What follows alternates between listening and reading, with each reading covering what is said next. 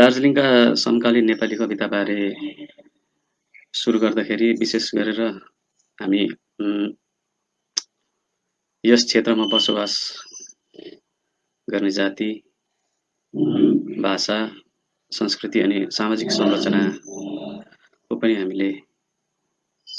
केही पृष्ठभूमिका चरणगत यसका पृष्ठभूमिबारे चर्चा गर्न आवश्यक हुन्छ जस्तो मलाई लाग्छ। किन भन्दाखेरि एकैचोटि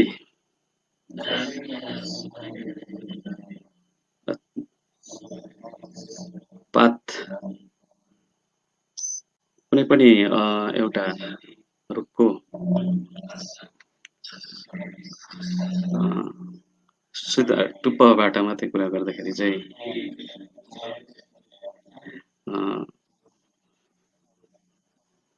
त्यसका फेद र त्यसका जरा अथवा त्यो रुखको माटोको बारेमा पनि हामीलाई जानकारी हुन आवश्यक छ जस्तो मलाई लाग्छ।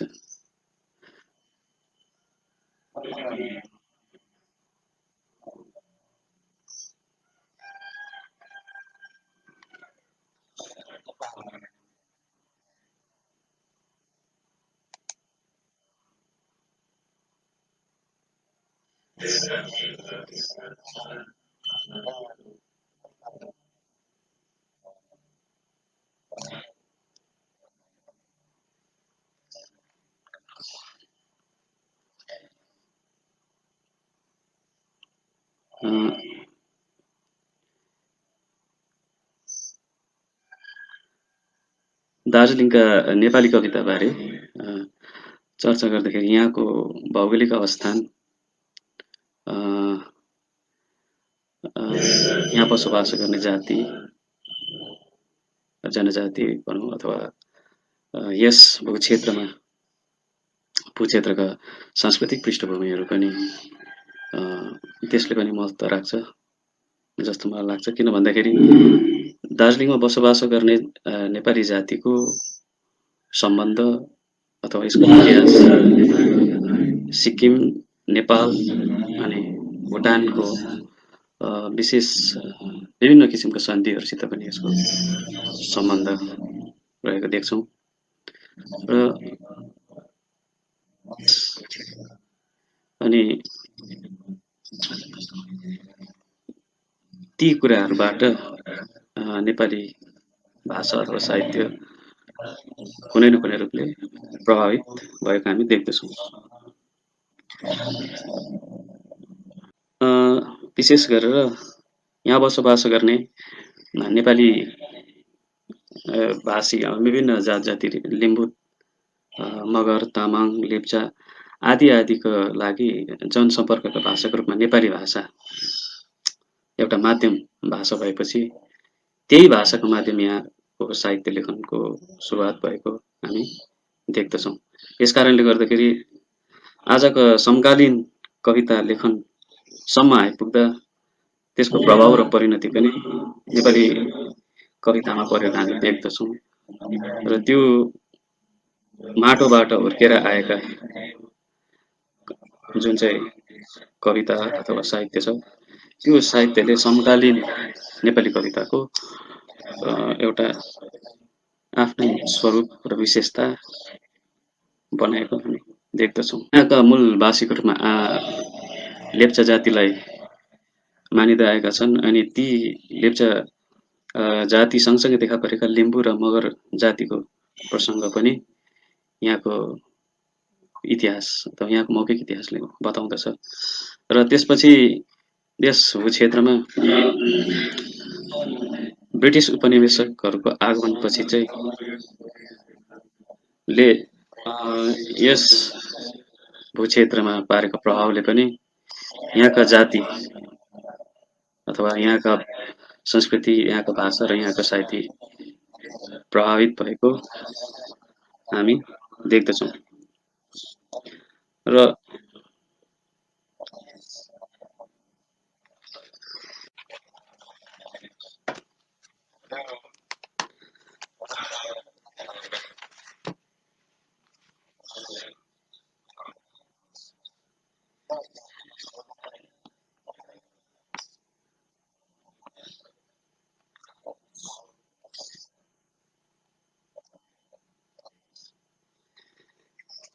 र त्यही नेपाली भाषाको माध्यमबाट दार्जिलिङमा सुरुवात दार्जिलिङको प्रारम्भिक चरणका लोक साहित्यहरूको निर्माण भएको हामी देख्दछौँ र दार्जिलिङको पहिरोको सवाई मिठा मिठा नेपाली गीत भन्ने जस्ता कविताहरूबाट दार्जिलिङको नेपाली साहित्यको प्रारम्भ भएको हामी देख्दछौँ। अथवा आफू जस्तै र आफ्ना वरिपरिका कुराहरूलाई लिएर कथिएका लोक साहित्यले दार्जिलिङको नेपाली कविताको स्वरूप अथवा निर्माण गरेको हामी देख्दछौँ। विशेष गरेर लहरी काव्य झ्याउरे सवाईहरू पनि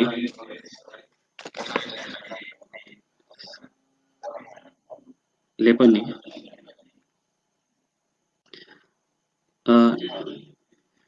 ज्ञानदिल दासका उदय लहरी अनि यता इसाई पन्थीका पाद्री गङ्गा प्रसाद प्रधानको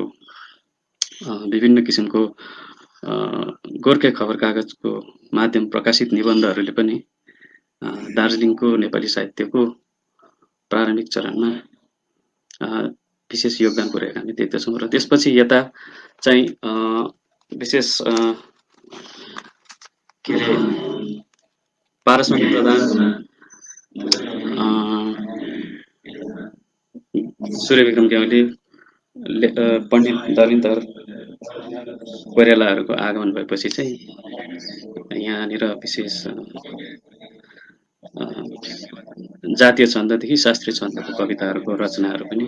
सुरुवात भएको हामी देख्दछौँ। र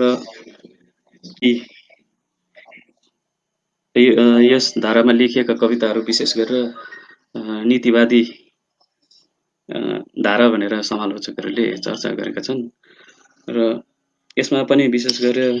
जातीय जीवन अथवा नेपाली जातिको अवस्था र नेपाली जातिको स्थिति बारे नै विशेष चर्चा गरेको हामी देख्दछौँ। र यसरी सुरु भएको भारतेली नेपाली कविताको स्वरूप नेपालको नेपाली कविताको स्वरूपभन्दा बेग्लै किसिमको छ। अथवा यताबाट जुन चाहिँ नेपाली कविताको स्वरूप निर्माण भएको छ त्यहाँ आफू जस्तै अनि आफ्नै एउटा सामाजिक वर्ग अथवा आफू जस्तैहरूका वरिपरि देखिएका कुराहरूलाई नै चाहिँ कविताको विषयवस्तु बनाएको हामी देख्दछौँ। र दार्जिलिङमा विशेष गरेर जातीय जीवनको कुरा अथवा हाम्रो जातिको स्थिति कस्ता थिए भन्ने कुरालाई नै मूल विषयवस्तु बनाएर कविता लेख्ने काम चाहिँ सुरुवातदेखि नै भएको हामी देख्दछौँ। र त्यो अवस्था आज पनि आजका कन्टेम्पोरेरी अथवा आजका समकालीन कविहरूमा पनि त्यो एउटा अभिप्रायको रूपमा अथवा मोटिभको रूपमा हामी चलेका देख्दछौँ। यस कारणले गर्दाखेरि यी कुराहरूलाई पनि पृष्ठभूमिमा राखेर चर्चा गर्न आवश्यक लागेको हो। र त्यो धरणीधरबाट सुरु गरिएको नेपाली कविताको त्यो जुन चाहिँ जातीय जीवनको कुरा हाम्रा अगमसिंह गिरीसम्म आइपुग्दाखेरि पनि त्यो अझै अझै प्रखर रूपमा अनि एउटा स्वजाति वा त स्वभाषा प्रेमले अझ त्यसलाई सिंचेर जातीय चेतनामूलक कविताहरू गिरीका समकालीन कविहरूले लेखेका हामी देख्दछौँ। र एक किसिमको जातिको अवहेलित अथवा लाञ्छित हुनु परेको अवस्थालाई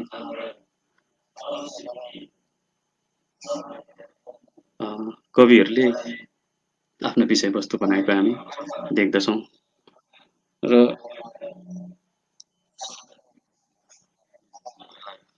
नेपालीहरूको अवस्था र नेपालीहरूको जिजीविसालाई लिएर जुन चर्चा अथवा त्यो उठान घरिघरि कविहरूले गरेको अवस्था देख्दाखेरि सन् 1963 फुलपात पत्कर कविताको माध्यम अथवा पत्रिकाहरूको माध्यम आइएमएली कविहरूले तत्कालीन समयका कविहरूलाई एउटा एकलापी आत्मनिवेदनपूर्ण लेखक भनेर च्याप्टो साहित्य पनि भन्ने संज्ञा पनि दिएका देख्दछौँ र आइएमएलीहरूको आगमन भएपछि चाहिँ दार्जिलिङको नेपाली कविताले केही नेटो फेरेको हामी देख्दछौँ अथवा जातीय चेतनाको एकलापी स्वरलाई तिलाञ्जली दिँदै ग्रिक मिथक अथवा पौराणिक मिथकहरूको प्रयोग गर्दै बिम्बवादी कविहरू अथवा बिम्बवादबाट प्रभावित भएर चित्रकलाको भाषाको प्रयोग आइएमएलीहरूले गरेको हामी देख्दछौँ र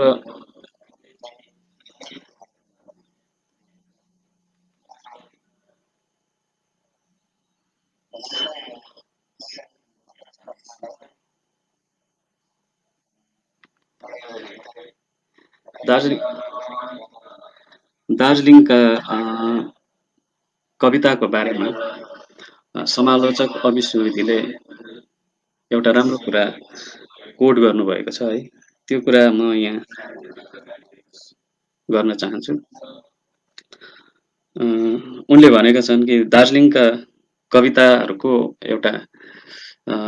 स्थूल वर्गीकरण गरेर हेर्दाखेरि दुईवटा धारा स्पष्ट रूपमा देखिन्छ। एकपट्टि अगमसिंह गिरिवादी अनि अर्कातिर वल्लभवादी भनेर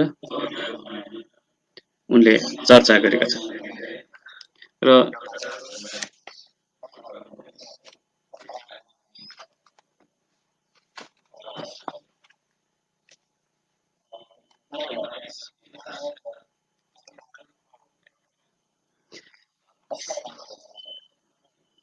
अन्त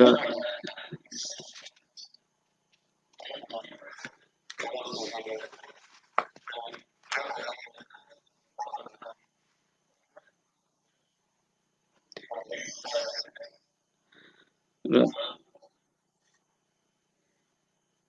यहाँसम्म आइपुग्दाखेरि विशेष गरेर 70को दशकसम्म आइपुग्दाखेरि दार्जिलिङे नेपाली कविताको स्वरूपमा विभिन्न किसिमको स्वर अथवा विभिन्न किसिमको शिल्प र विभिन्न किसिमको शैलीको विकसित हुने एउटा अवसर प्राप्त गरेर हामी देख्दछौँ। किन भन्दाखेरि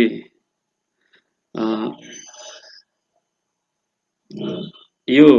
70को दशक अथवा 60को दशकमा चाहिँ विशेष गरेर भारतेली नेपाली समाजमा अथवा भारतेली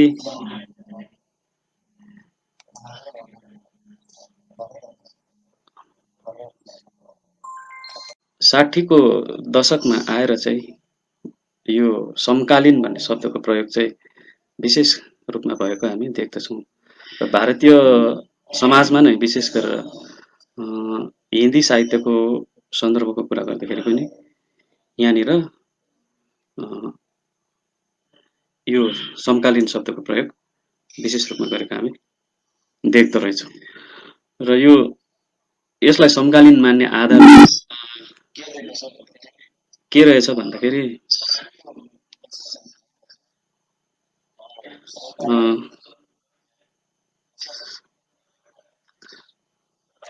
भारतीय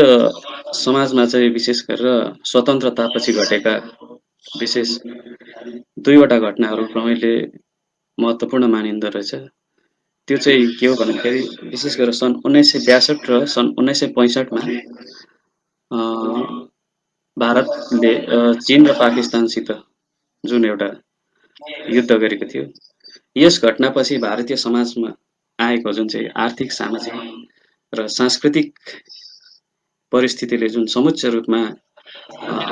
सामाजिक यथार्थको एउटा टड्कारो स्वरूप निर्माण गर्यो र यसका साथै वैश्विक परिप्रेक्ष्यमा हामीले हेर्दाखेरि के देख्छौँ भन्दाखेरि भियतनामको युद्ध हुनु, अमेरिका र सोभियत सङ्घ जस्ता सङ्घका घटनाहरूले पनि विश्वमा प्रभाव पारेको देखिन्छ। अनि यिनै प्रभावहरूबाट चाहिँ जुन सामाजिक परिवर्तन छ, ती सामाजिक परिस्थितिलाई चाहिँ भारतीय साहित्यमा चाहिँ समकालीनता मानिनुपर्छ भन्ने कुरा चाहिँ भारतीय समाजविदहरू मान्दो रहेछ र ती कुराहरूबाटै उठेर आएको भारतीय नेपाली लेखनमा विशेष प्रभाव पारेको हामी देख्दछौँ र यो गिरिवादी लेखन र यता बल्लभवादी लेखन जुन चाहिँ थियो, ती दुई लेखनको बिचमा घटेका यी घटनाहरूले तत्कालीन कविहरूलाई ठुलो प्रभाव पारेको हामी देख्दछौँ र त्यस कालमा देखा परेका मुख्य कविहरू अथवा प्रमुख कविहरूमा विशेष गरेर कवि मनप्रसाद सुब्बा, कवि राजेन्द्र भण्डारी, कवि मोहन ठकुरी, कवि नरेशचन्द्र खाती, कवि नोरजाङ साङदेन, अविनाश श्रेष्ठ, जसयोञ्जन व्यासी, भविलाल लामिछाने, कवि ज्ञानेन्द्र खतिवडा जस्ता कविहरू विशेष गरेर यस 70 को दशकमा देखा परेका कविहरू हुन्। दार्जिलिङको समकालीन नेपाली कविताका विशेष गरेर पहिलो पुस्ताको रूपमा हामी उहाँहरूलाई मान्न सक्छौँ र विशेष गरेर यी उल्लेख गरिएका कविहरूलाई समकालीन कविको रूपमा हामीले चर्चा गर्नु किन आवश्यक छ भन्दाखेरि चाहिँ यी कविहरू जो छन् है, यी कविहरूले चाहिँ आजका दिनमा पनि उत्तिकै जाँगर र जोससित है यो नयाँ समय चेतसित कविता लेखिरहेका छन्। अनि उहाँहरूका कविताहरू आज पनि उत्तिकै समकालीन र समकालीन विषयवस्तुसित मुठभेड भइरहेको अवस्था हामी देख्दछौँ र विशेष गरेर 70 को दशकदेखि यता आजसम्म लेखिँदै गरेका कविहरूका कविता चाहिँ समकालीन दार्जिलिङका कविताहरूभित्र राखेर चर्चा गर्न हामी सक्दछौँ। र 70 को दशकलाई नै आधार गरेर भन्ने हो भने चाहिँ समकालीन भारतीय नेपाली कवितामा 3वटा पुस्ता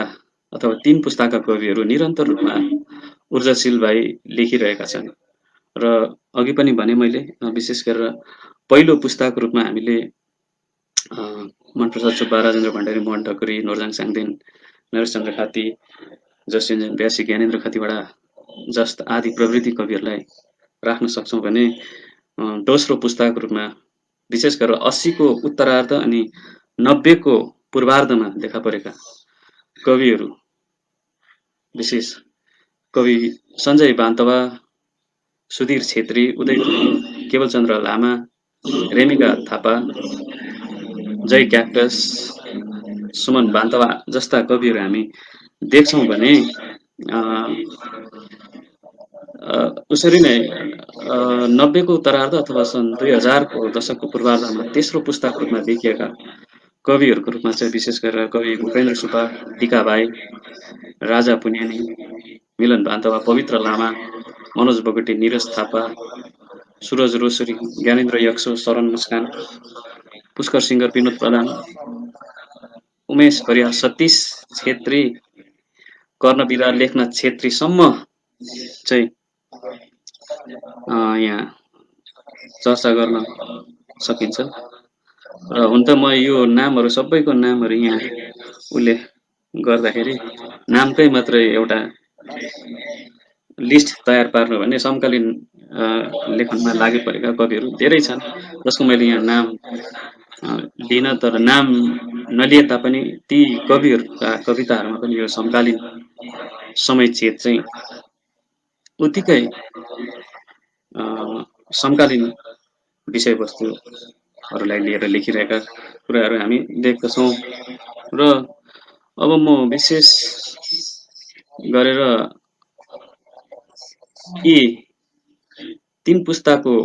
कविहरूले विशेष गरेर आफ्नो अघिल्ला र पछिल्ला पुस्ताका समकालीन कविहरूका भाषा, शिल्प र शैलीसित समर्थन पनि गर्दै अथवा विरोध पनि गर्दै नवीन भाषिक स्वरूपको अन्वेषण र अमूर्त चेतन प्रभाव पद्धतिको प्रयोग, नवीन शिल्पको छनौट र एकभन्दा अर्को भिन्न हुँदै विभिन्न किसिमको शैली र स्वरूपहरूको निर्माण भएको हामी देख्दछौँ। र परम्पराभन्दा नितान्त भिन्न खालको नवीन भाषिक सम्भावनाहरूको खोजी पनि अ, आजका समकालीन कविहरूले गरेका छन्। र आजका समकालीन कविहरूको प्रत्येक कविले एकभन्दा अर्कोले भिन्न लेख्ने प्रयत्न, विशेष गरेर एउटा आफूले अरूले भन्दा भिन्न नै लेख्ने कोसिस गरेको जस्तो जस्तो पनि हामी देख्दछौँ। पहिलो पुस्ताका कविको रूपमा हामीले जुन अघि चर्चा गऱ्यौँ, मनप्रसाद सुब्बा, राजेन्द्र भण्डारी र उहाँहरूका कवितालाई समकालीन मानिने आधारहरू अथवा मान्न पर्ने आवश्यकता यहाँनिर के देखिन्छ भन्दाखेरि विशेष गरेर शिल्पगत रूपमा अनि विषयगत रूपमा उहाँहरूका कवितामा आज पनि त्यो समकालीनता अथवा त्यो समय चेतना टड्कारो रूपमा उपस्थिति भएको हामी देख्दछौँ। विशेष गरेर मनप्रसाद सुब्बा अनि राजेन्द्र भण्डारी, मोहन ठकुरी, नोरजाङ साङदेन, ज्ञानेन्द्र खतिवडाका कविताहरूमा त्यो समयचेत आज पनि आजका लेख्दै गरेका कविहरूका कवितामा पाइने समय चेतना उहाँहरूका कविताहरूमा पनि उत्तिकै टड्कारो र प्रखर रूपमा त्यो उपस्थिति रहेको हामी देख्दछौँ। र यस पहिलो पुस्ताका कविहरूको विशेष चाहिँ के देख्दछौँ भन्दाखेरि विशेषता चाहिँ पहिलो पुस्ताका कविहरूको म विशेषताको कुरा गर्न चाहन्छु। पहिलो पुस्ताका कविहरूले चाहिँ विशेष गरेर आयामेली लेखनको जुन चाहिँ एउटा जटिल बिम्ब प्रतीक प्रयोगको जुन चाहिँ दुर्बोध्यता अथवा क्लिष्टताको जुन चाहिँ आरोप थियो, ती आरोपहरूबाट आफूलाई मुक्त गराउँदै आफ्ना कवितापट्टि पाठकलाई अथवा कविताको पाठतर्फ पाठकलाई फर्केल्याउने काम चाहिँ विशेष गरेर यस पुस्ताका कवि मनप्रसाद सुब्बा, राजेन्द्र भण्डारी, मोहन ठकुरी, नोरजाङ साङदेन अनि ज्ञानेन्द्र खतिवडा जस्ता कविले गरेको देखिन्छ। र आयामेलीहरूको कवितापट्टि पनि उनीहरूको मोह रहेन अनि यता गिरिवादी लेखनको कवितालाई पनि उहाँहरूले त्यसलाई दोहोऱ्याउने काम गरेन र यी दुई लेखनको बीचबाट एउटा शिल्पगत सौन्दर्यबोधका साथ आफ्ना काव्य लेखनलाई देखाउन सक्षम बनेको कविको रूपमा हामी पहिलो पुस्ताका समकालीन कविको रूपमा हामी देख्दछौँ। र यस प्रकार समकालीन भारतीय नेपाली कवितामा शिल्पगत नयाँ मोड थप्ने काम उक्त प्रवृत्ति कविहरूले गरेको देखिन्छ। र यसरी नै यी कविहरूकै पछि आउने कविको रूपमा विशेष गरेर सङ्क्रमणवादी कविहरूका रूपमा देख्दछौँ। र यो सङ्क्रमण लेखनको सङ्क्रमणवादी कविहरूले विशेष गरेर आफ्ना अघिल्ला पुस्ताको कविताहरूबाट शिल्पगत रूपमा केही प्रभाव परे तापनि विषय विविधताको आधारमा हेर्नु हो भने सङ्क्रमणकालीन कविहरूले फेरि आफ्ना भाषिक शिल्प अनि एउटा ताजा स्वरलाई लिएर देखा परे, अथवा आफ्ना अघिल्ला कविहरूको शिल्प र शैलीलाई पुरै त्याग पनि नगरेर केही हदसम्म त्यहाँबाट पनि प्रभावित हुँदै, तर प्रभावित पनि यस्तो प्रकारले कि जसमा आफ्नो पनि केही थप्दै देखा पर्ने कविहरूको रूपमा हामीले विशेष गरेर सङ्क्रमणकालीन कविहरूमा देख्छौँ। र यो विशेष गरेर काशी हिन्दू विश्वविद्यालयबाट सन् 1990को दशकमा सङ्क्रमण भन्ने एउटा पत्रिकाको माध्यमबाट कविहरू देखा परेका छन्, र ती कविहरूमा विशेष गरेर सञ्जय भान्तवा, सञ्जय विष्ट, कविता लामा, परशुराम पौडेल, उदय थुलुङ, केवलचन्द्र लामा, जय क्याक्टस, विमल छेत्री, सुधीर छेत्री, रेमिका थापा, पुष्कर पराजुली, किरण कुमार राई, प्रवीण राई जुमेली, सिद्धार्थ राई, सन्तोष आले, अबिर खालिङ, शोभित राई जस्ता कविहरूका कविताहरू त्यस पत्रिकामा प्रकाशित भएका थिए। र र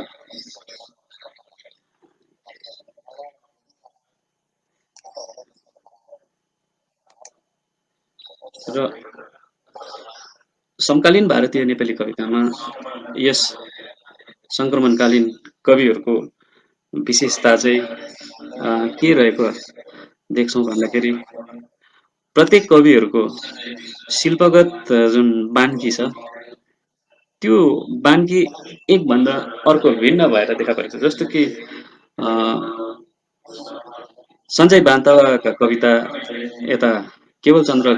लामाका कविताभन्दा अलग्गै भिन्नै, अनि केवलचन्द्र लामाको कविता उता उदय थुलुङका कविताहरूभन्दा केही भिन्न यस्तो किसिमको देख्छौँ। अथवा ती कविहरूले सक्दो आफ्नो अघिल्ला पुस्ताका कविहरूबाट प्रभावित भए तापनि आफ्नो पक्षबाट आफ्नो मौलिक शिल्पको खोज गर्ने काम यस सङ्क्रमणकालीन अथवा सङ्क्रमण लेखनका कविहरूले गरेको हामी देख्दछौँ। र यसरी भारतीय नेपाली कवितालाई अथवा यी सङ्क्रमणकालीन कविहरूले पनि भारतीय नेपाली कविता लेखनमा पाठकहरूलाई पाठतर्फ फर्काइ ल्याउने काम, अथवा कवितामा सरलता अथवा केही सरल प्रयोगहरू पनि गरेर कविताका पाठकहरूलाई पाठतर्फ फर्काउने काम यस कालका कविहरूले पनि हामीले गरेको देख्दछौँ। र त्यसपछि भारतीय नेपाली कवितामा विशेष गरेर विचलन लेखन र किनारीय लेखनको कविहरू देखा परेका छन्। र विचलन लेखनमा विशेष गरेर कवि सुधीर छेत्री, उज्जवल बमजन, उमेश कुपमा, सुरज रोशनी, मनोज बोगटी जस्ता कविहरू विशेष गरेर कालेबुङ क्षेत्रबाट यो कवितामा विचलनको अवधारणा लिएर उपस्थित भए। र यी कविहरूका कवितामा भाषिक विचलन अथवा यो शैलीगत विचलन अथवा कवितामा देखेको मूल विषयवस्तुको पनि अघिल्ला पुस्ताहरूले गरेको प्रयोग गरेका कवि विषयवस्तुलाई पनि प्रयोग नगरेर अलि भिन्न अथवा केही फरक किसिमको शिल्प विकसित गर्ने एउटा सचेत किसिमको लेखनको रूपमा हामी विचलनवादीहरूलाई देख्दछौँ। र एक प्रकारले भन्नु हो भने विचलन लेखन चाहिँ विशेष गरेर समकालीन भारतीय नेपाली कवितामा विशेष गरेर शिल्पगत अनि शैलीगत जुन एउटा लेखन थियो, भारतीय नेपाली लेखन थियो, त्यसमा केही फरक किसिमको उपस्थिति देखाउनका निम्ति पनि देखा परेको जस्तो हामीलाई लाग्दछ। किन भन्दाखेरि समकालीन कविका भाषा अथवा एउटा काव्यात्मक अभिव्यक्तिका एउटा माध्यम मात्र नभएर एउटा प्रबल अस्त्र पनि मानिन्छ भन्ने कुराहरू जर्ज लुकासले पनि गरेका छन्। अथवा कुनै पनि कविताको विषय जसरी नयाँ नयाँ भएर आउँदछ उसरी नै यसले नयाँ वाग्धारा र नयाँ भाषाको माग गर्दछ भने जस्तै अ, समय देश काल परिस्थिति जम्मै परिवर्तन भएर आइरहेको छ अथवा ती परिवर्तन सँगसँगै नयाँ विषयलाई भन्नलाई नयाँ किसिमको वाग्धाराको आवश्यकता पर्छ भन्ने कुराको सचेतताले पनि विचलनहरूले अ, यो लेखनको आरम्भ गरेको देख्छौँ र यसमा विशेष गरेर कवि सुधीर छेत्रीका कवितालाई हामीले दृष्टान्तको रूपमा राख्न सक्छौँ र उनका कविताहरू आफ्नो अघिल्ला पुस्ताका का कविताका भाषाभन्दा अलिक भिन्न अथवा यो अ, काव्य अथवा कविताको विशेष गरेर भाषालाई पनि अपरिचितीकरण गरेर अथवा डिफ्यामिलराइजको जुन चाहिँ अ, कुरा छ त्यो कुरा चाहिँ विशेष गरेर हामी सुधीर छेत्रीका कविताहरूमा देख्दछौँ। उनले चाहिँ इन्टेन्सनली नै आफूले कुनै पनि कुरालाई लेख्दाखेरि त्यसलाई नयाँ किसिमको बिम्ब र नयाँ किसिमको रूपकको माध्यमद्वारा भन्ने उनको त्यो उद्देश्य रहेको जस्तो हामी देख्छौँ र यो लेखनलाई विशेष गरेर अ, धेरैजनाले यसलाई अ, यो शिल्पसित सम्बन्धित भने तापनि यसका विषय यसले उठाएका विषयहरू समकालीन विषयहरूलाई पनि यसले राम्ररी अ, देखाएको हामी पाउँदछौँ र यही समयमा देखा परेका झन्डै एकै समयमा देखा परेको अर्को राइटिङ चाहिँ हामी विशेष गरेर अ, किनारीय किनारीय लेखन अथवा किनारीय राइटिङको रूपमा अ, कवि मनप्रसाद सुब्बा अनि रेणुका थापाले विशेष अ, प्रतिनिधि गरेर यो उत्तर औपनिवेशिकतावादको यो जुन चाहिँ अवधारणा छ त्यो उत्तर औपनिवेशिकतावादको किनारीय अवधारणालाई आधार गर्दै कवि मनप्रसाद सुब्बा अनि रेणुका थापा विशेष रूपमा देखा परेको हामी देख्छौँ अथवा नेपाली साहित्यमा विशेष गरेर यो उत्तर आधुनिकतावादको यो अति रञ्जनात्मक एउटा नामाकरणको हल्लादेखि अलिकति नयाँ तरङ्ग ल्याएर आउने धाराहरूमध्ये विशेष गरी यो विचलन लेखन र किनारीय लेखनलाई हामीले मान्न सक्छौँ। सायद यो भारतीय नेपाली कविता परम्परामा यस किसिमको मोड परिवर्तन सायद आवश्यकता नै थियो र कविता लेखनको फाँटमा यी दुई विचारका भङ्गालोहरूले समकालीन भारतीय नेपाली कवितामा निकै चहल पहल पनि मचाएको हामी देख्दछौँ र विचलन लेखनमा सुधीर छेत्री उज्जवल बमजोड जय क्याक्टसहरूले यसका सैद्धान्तिक चेत र विचारधारालाई लिएर चर्चा पनि गरेका छन् भने किनारे आवाज र भन्ने एउटा कृतिको माध्यमबाट कवि मनप्रसाद सुब्बा अनि रेणुका थापाले किरा र विमर्श जस्ता आलोचनात्मक लेखहरूको सङ्गालो मार्फत यसका अवधारणाहरूबारे चर्चा गरेको हामी देख्दछौँ र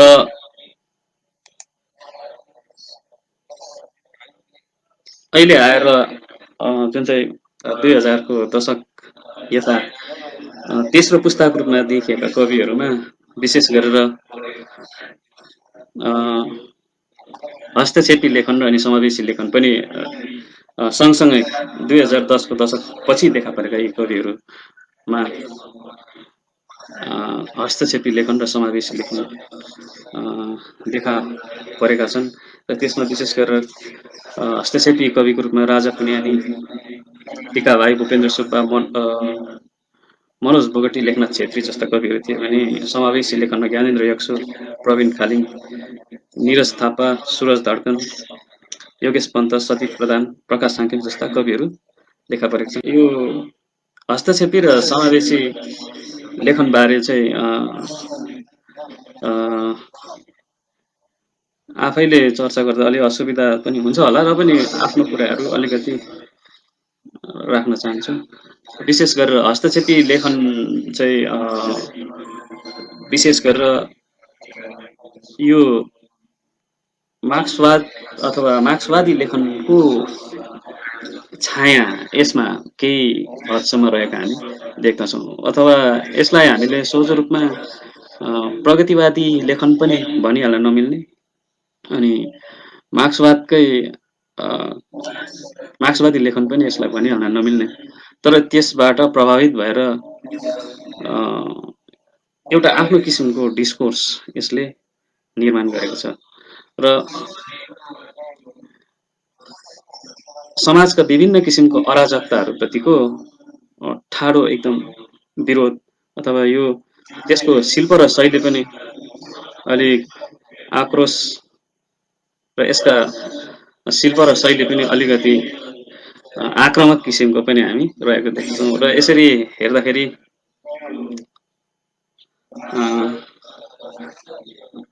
हस्तक्षेपीहरूमाथि हामीले यस किसिमका कविताहरू छ, यसमा विशेष गरेर कवि राजा पुन्यानीका कविताहरूलाई हामीले दृष्टान्तको रूपमा राख्न सक्छौँ। र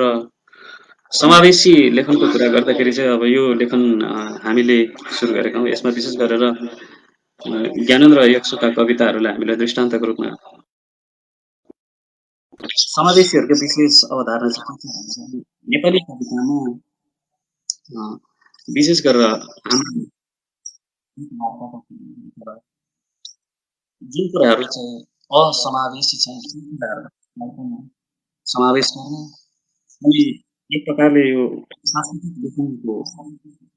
पृष्ठभूमिबाट लेख्ने भन्ने परिचर्चा गरेर यस अवधारणा सुरु गरेका छौँ। र यसका पनि विभिन्न किसिमका दुईवटा अङ्कमा हामीले समावेश अथवा आफ्ना कवितामा आफ्नै अनुहारको खोज हाम्रै हाम्रो विभिन्न जात गोष्ठीका लोकमा भएको विभिन्न किसिमका मिथकहरूको उत्खनन गरेर लेख्ने चाहिँ काम चाहिँ समावेशीहरूले गरेका छन्। र यसरी हेरिँदाखेरि भारतीय नेपाली कविताका भारतीय नेपाली कविताका समसामयिक कविता प्रस्तुति शैलीका आधारमा पनि विभिन्न प्रस्तुतिहरू भारतीय नेपाली कवितामा देखाएका छौँ। जस्तै सन् 2015मा नेपाली साहित्य संस्थान सिलगढीद्वारा नेपाली कविता धमारी भन्ने एउटा यो कविता लेखनलाई अथवा कविता वाचनलाई लिएर समकालीन कविहरूलाई निम्ताएर हामीले यो प्रतियोगितात्मक स्तरमा कविता धमारी जस्तो कार्यक्रमहरू पनि गरेका थियौँ। यसरी नै अभिसङ्गी भन्ने कविता लेखन विशेष गरेर पवित्र लामा पर्फर्मिङ पोएट्रीको पवित्र लामाको कविताहरूलाई हामीले राख्न सक्छौँ। अनि अडियो भिजुअल कवि राजा पुन्यानीका कविताहरू पनि विभिन्न मिडिया मार्फत उनको कविताहरूको प्रस्तुति हामी देखिरहेछौँ। यसरी थुप्रै किसिमले अथवा थुप्रै माध्यमबाट भारतीय नेपाली कविता काम गरिरहेछ। र मूल रूपमा चाहिँ के भन्न सकिन्छ भन्दाखेरि यी कवितामा आएका विषयहरू जुन छ विषयवस्तु जुन छ ती विषयवस्तु चाहिँ आज पनि त्यसमा जातीय जीवनको एउटा पीडा छ, त्यो पीडालाई चाहिँ हामीले अथवा समकालीन कविहरूले पनि मोटिभको रूपमा घरिघरि दोहोऱ्याइरहेछौँ कि जस्तो लाग्छ। यी कविहरूका कविताहरू हेर्दाखेरि अथवा आफ्ना समकालीन कविहरू हामी के देख्दछौँ भन्दाखेरि उम्, यो नेपाली जातिको जुन चाहिँ भारतमा नेपालीहरूको अवस्था अथवा जातिले भोग्नु परेको यो जुन चाहिँ अस्तित्व अथवा अस्मिता अथवा चिनारी सङ्कट परिचय सङ्कटको जुन चाहिँ कुराहरू छन् यी कुराहरू नै चाहिँ समकालीन लेखनमा पनि बढीको रूपमा घरिघरि दोहोरिएको छन् र यस हिसाबले हेर्दाखेरि दार्जिलिङका नेपाली कविताको शैली अनि यसको स्वरूप नेपालका नेपाली कविताहरूभन्दा भिन्न अलिक आफ्नै किसिमको छ लिएर विकसित छ भनेर हामी भन्न सक्छौँ।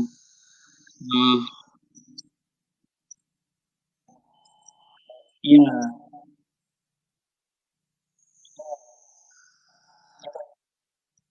नयाँ पुस्ताका कविहरूका कविताहरूमाथि अ, बोल्न पर्दा विशेष गरेर अ, यसलाई अ,